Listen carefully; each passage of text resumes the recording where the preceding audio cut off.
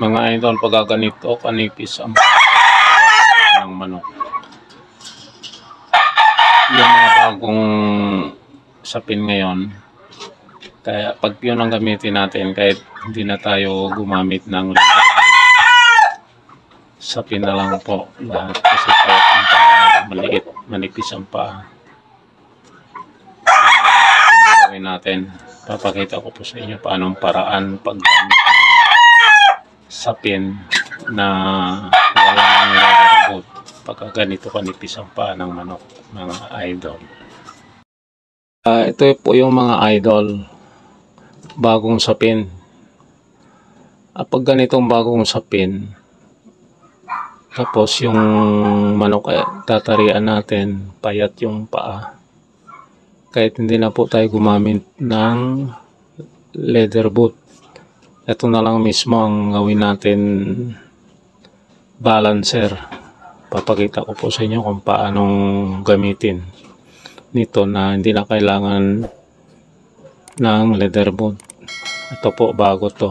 Estimate ko nito mga 1 meter ang haba po nito, mga idol. Sige, yan po natin.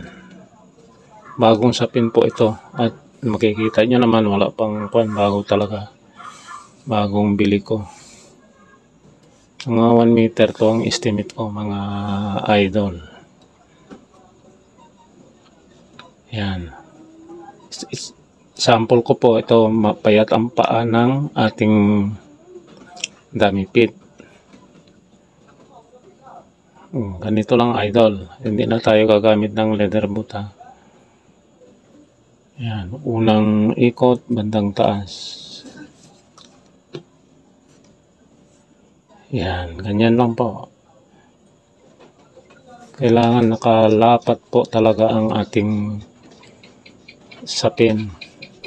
Kailangan walang lukod-lukod, mga idol, ha, para maganda ang lapat din ng ating paunan at ng ating tari. Yan, tingnan nyo. Talagang lapat na lapat po yan. Dito na naman tayo sa baba ng rahit po. Yan. Maglagay po tayo ng 3 bago maglagay po tayo ng balancer. Yan. 3 na po yan. Ngayon, kukuha po tayo dito ng 2 pulgada lang, idol. Tapos ganyan po natin, tupiin po natin. Kung makikita nyo, ito ganito po, ha, ang gagawin nyo. Yan, tupiin nyo po. Yan, tapos ganyan nyo po. Yan, ipitin nyo po dito, ganyan. Yan, ipit na yan. Ito, ilayo nyo na po ito. Ganito. Yan. Na 2 pulgada lang po ang ano natin. Tapos, ganyan lang po natin, idol. Bibiliwutin natin to.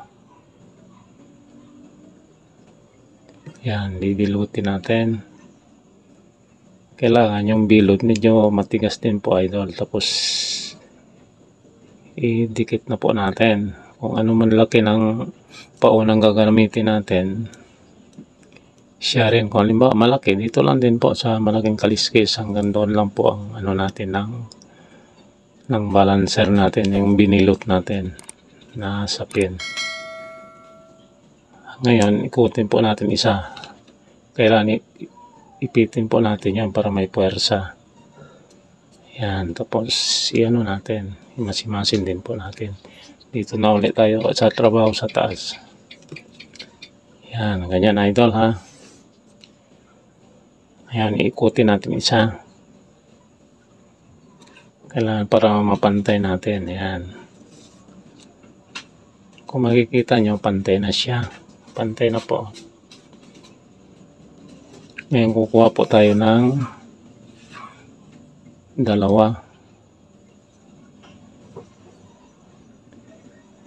Ganyan din po ang style gawin natin. Yan, kung makikita nyo, yan, sundutin natin itong isang daliri natin, ganyan, ipit. Tapos isa. Yung isa naman idol, medyo maiksi ng konti. Yan. Kuha tayo ng medyo maiksi ng konti din na. Medyo maiksi doon sa una natin kinuha. Yan. Kung makikita nyo, dalawa. Dito ulit. Yan, dito ulit. O, tingnan nyo po. Paano pagkakuan ipasok po natin dito para maipit. Ayan.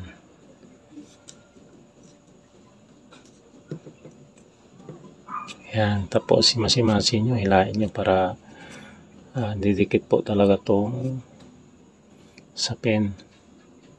Para makadikit po talaga sila. Ngayon, babaliin po natin. Tingnan nyo, ganito lang pagbali ha. Yan, paloob po. Yan, ganyan. O. Tapos ganito po. Yan. Yan, kung makikita nyo. Yan, sakto po yan idol. Ayan o. Sakto po yan siya. Yan.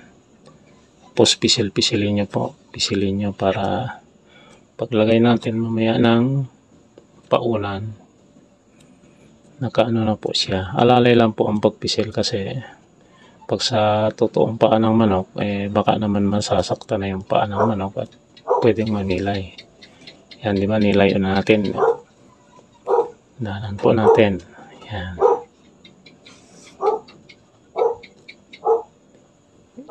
Yan, para maging matibay lang po siya.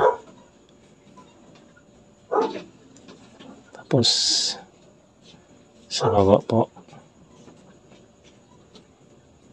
Yan, kung makikita nyo.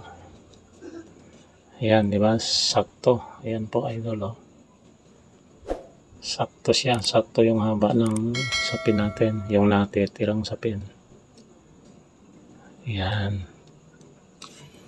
Sa pauna naman, may large na paunan tayo. May medium. Ito po, small. Gamitin na po natin large kasi iyon ang sukat ganina ng balancer ang kinabit natin. Pang large po yon. Yun nakakalang kailangan ikabit natin. Yan, ngayon pag ano idol, di ba? Ganito, siyempre yung pagkit, nilagyan natin ng pagkit po itong sapin. Ngayon, i-roll po natin. Yan, ganito lang. Diretso ang paa ng manok. Tapos i-roll natin itong paunan sa sapin papunta sa paa ng manok. O, yan. Ganyan lang. Kung pantay tahit. Kung pantay tahit idol, yan. Yan. Kung ako magtari po, pantay tahit lang. Yan. Kung makita nyo, ganyan lang. Wala po tayong leather boot ginamit. Pero maayos pa rin ang paglagay ng paunan. At hindi po siya po, idol, malalaglag. Gawa nga na may kanto rin po. Ayan, kanto. Kung makikita nyo, parang ano rin po siya, parang leather boot din. Maganda din pagkagawa. Tapos, iyan lang po natin. Pisil-pisilin ng konti. Ng bahagya. Para mapipirmis na po talaga siya. Ayan, tingnan nyo.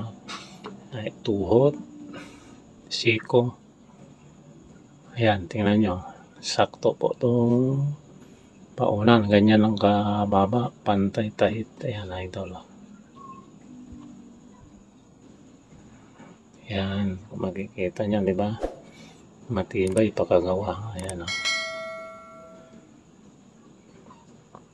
Parang original na may leather boot.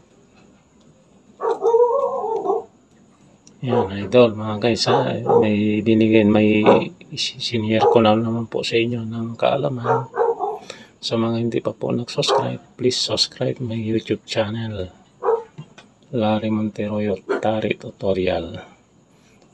Sana matututo po kayo. Yung mga baguhan, pakishare na lang po yung video natin kung nagustuhan nyo. Thank you.